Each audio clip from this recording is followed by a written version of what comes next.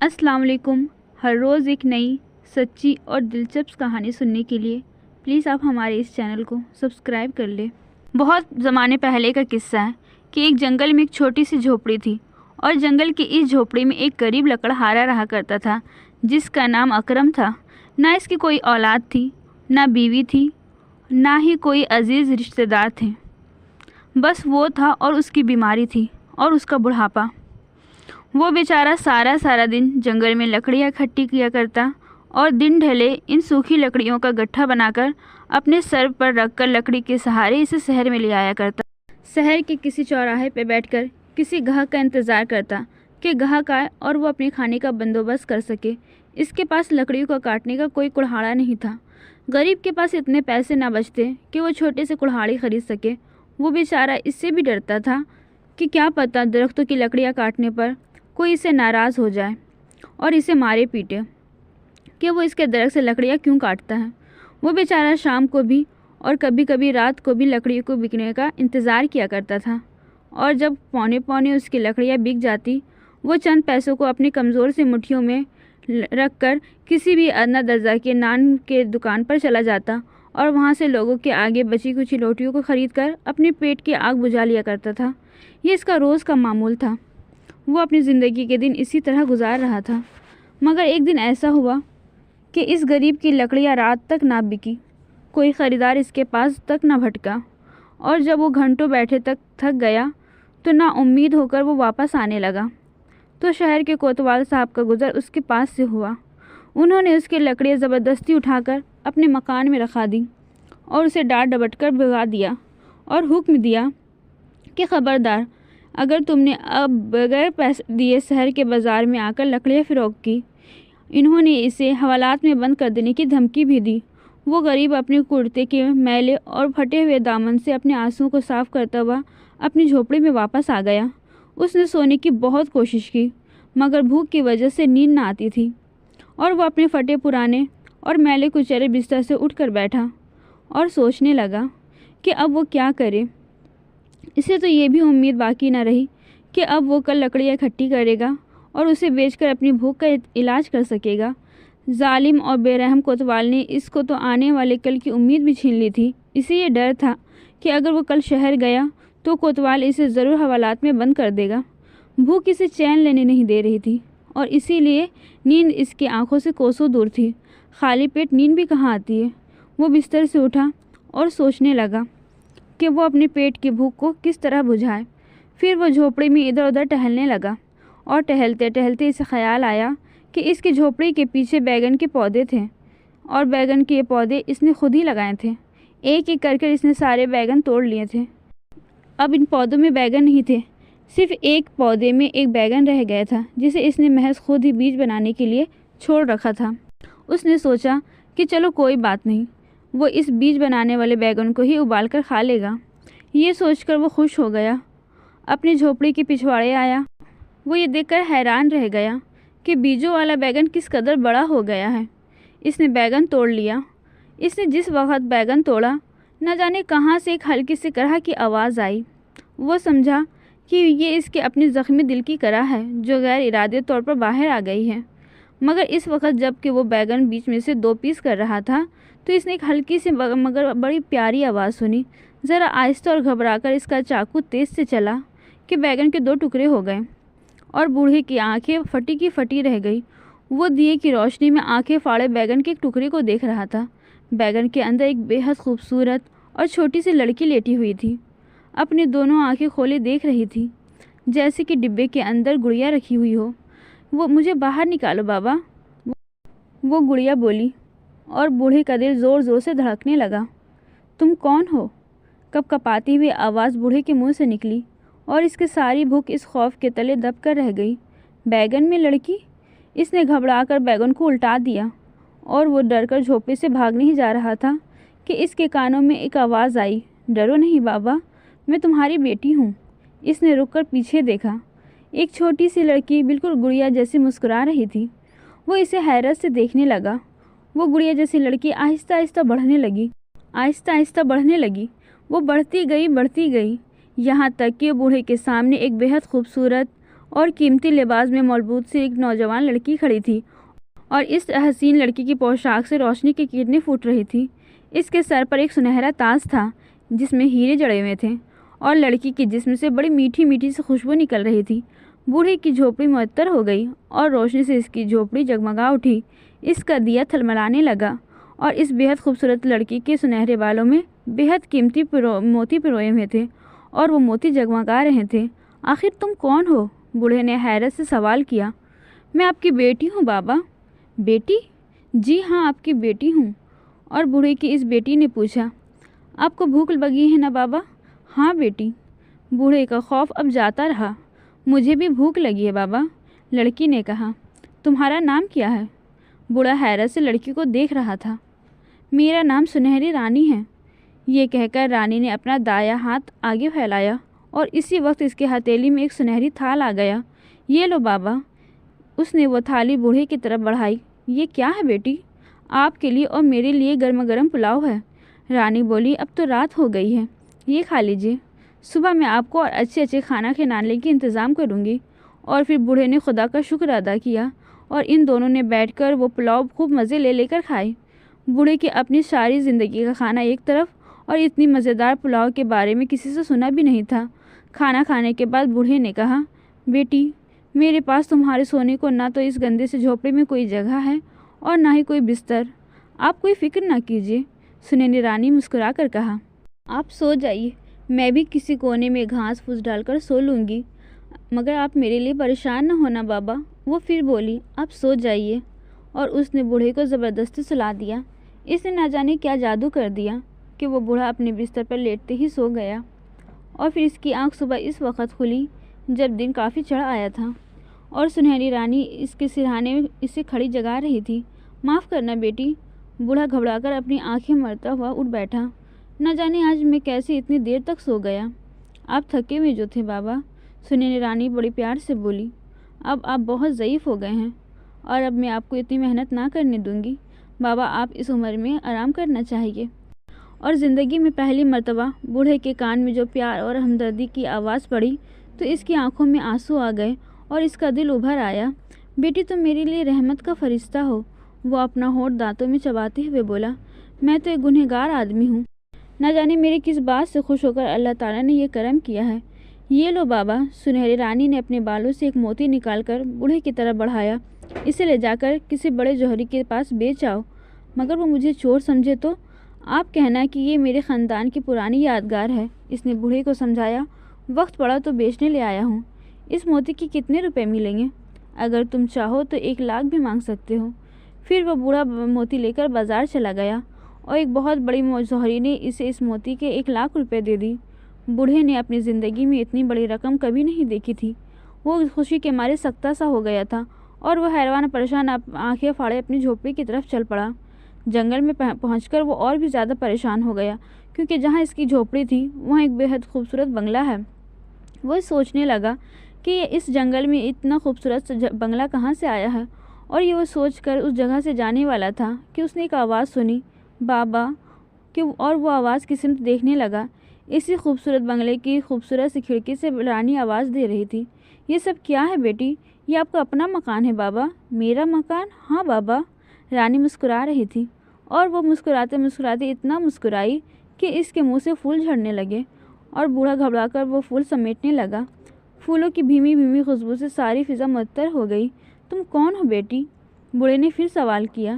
میں تمہاری بیٹی ہوں بابا، رانی نے بڑے پیار سے کہا۔ تم ہر بار بس دیکھا کرو، حیرت یا سوال نہ کیا کرو، نہ ڈرا کرو نہ گھبرایا کرو۔ بوڑھا بولا، میں ڈرتا یا گھبراتا نہیں ہوں بیٹی، میں تو یہ سوچتا ہوں کہ میں کہیں خواب تو نہیں دیکھ رہا۔ نہیں بابا، یہ خواب نہیں حقیقت ہے۔ اس پر بوڑھا بولا، بیٹی اب تو تم سے اپنی سگی اولاد جیسا پیار ہو گیا ہے۔ اس کی آنکھوں میں آنسو آ گئے۔ ڈرتا ہوں کہ کہیں یہ خوشی مجھ سے چھن نہ جائے۔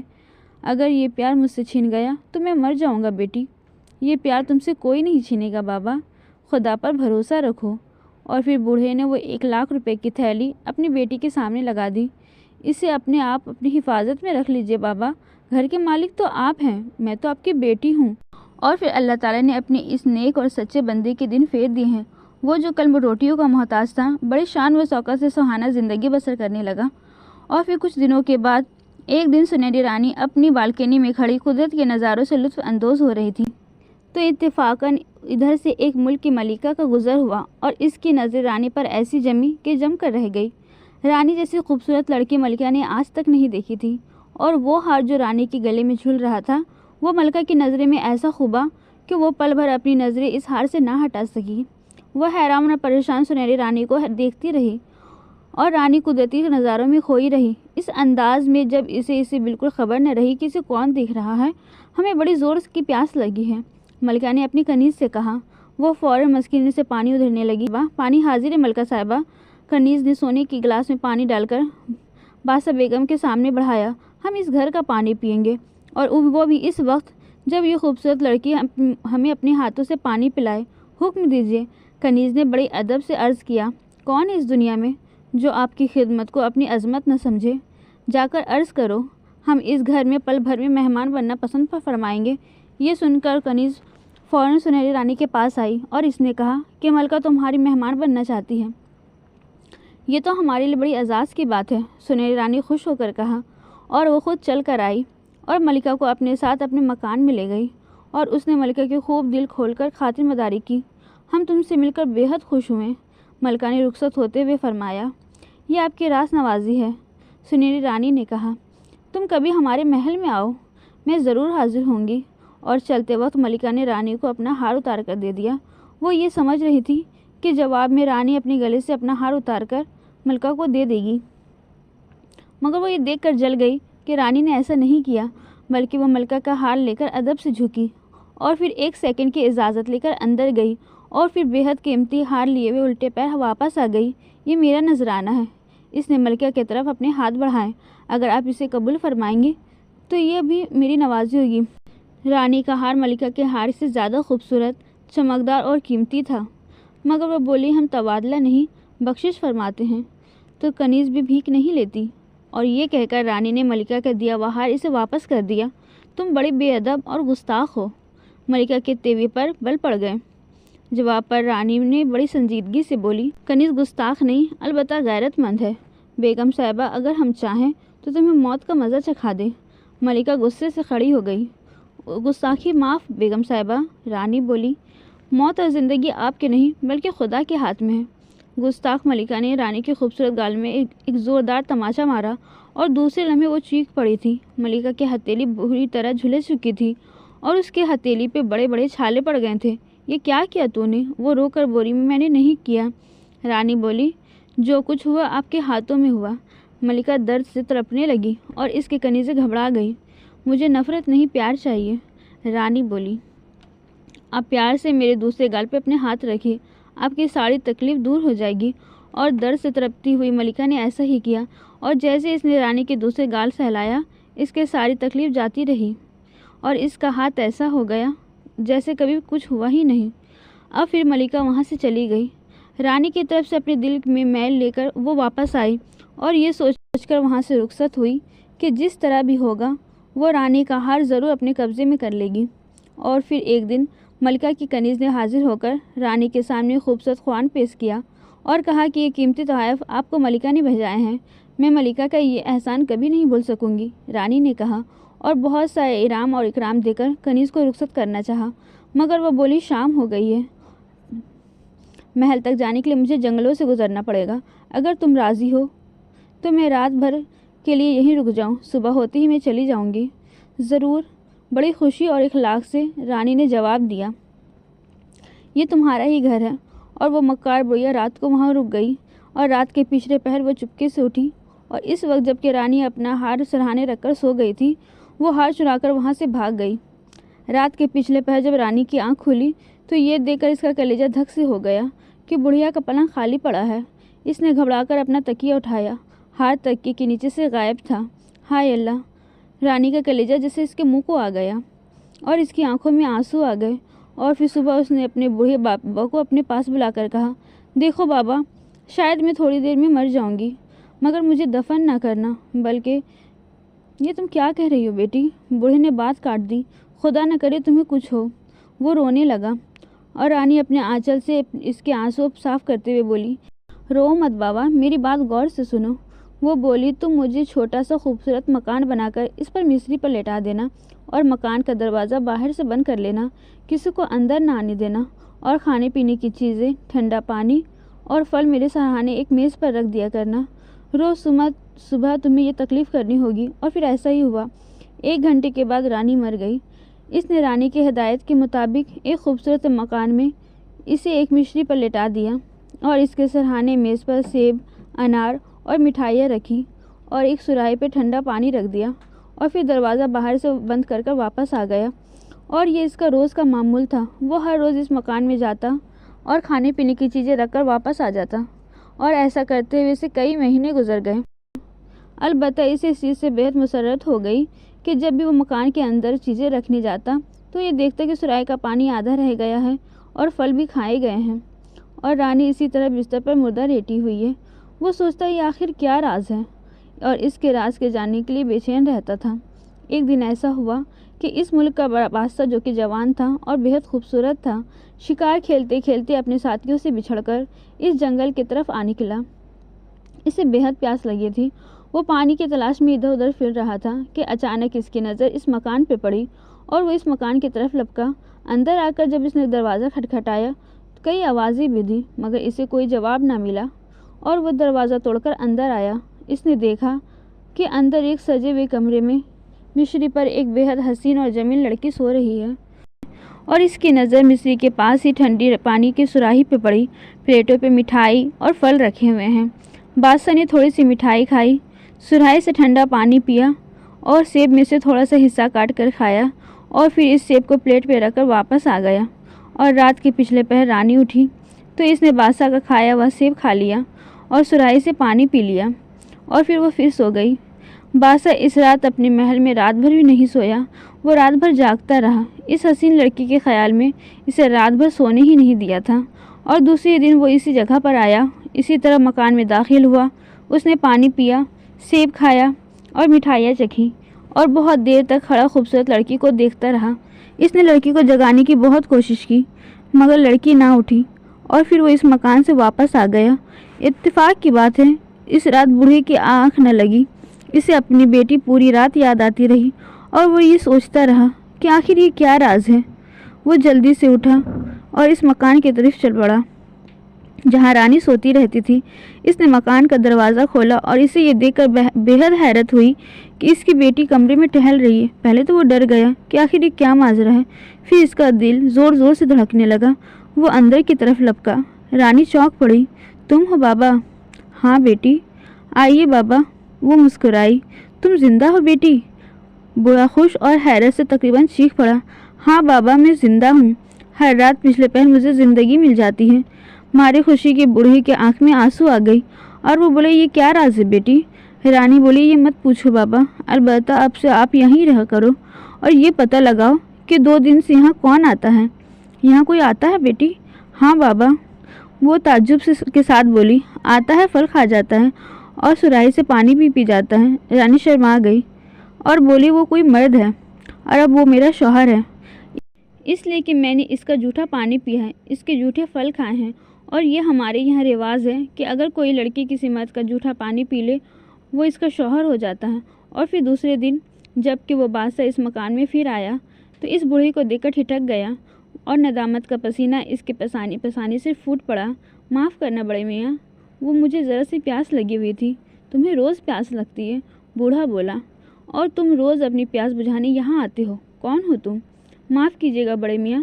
دراصل بادشاہ سے کوئی جواب ہی نہیں بن رہا تھا، اس لیے وہ آئے بائے شائع کرنے لگا، جیسے کوئی لاجواب ہو کر اپنی چوری پکڑے جانے پر گھبرا جاتا ہے۔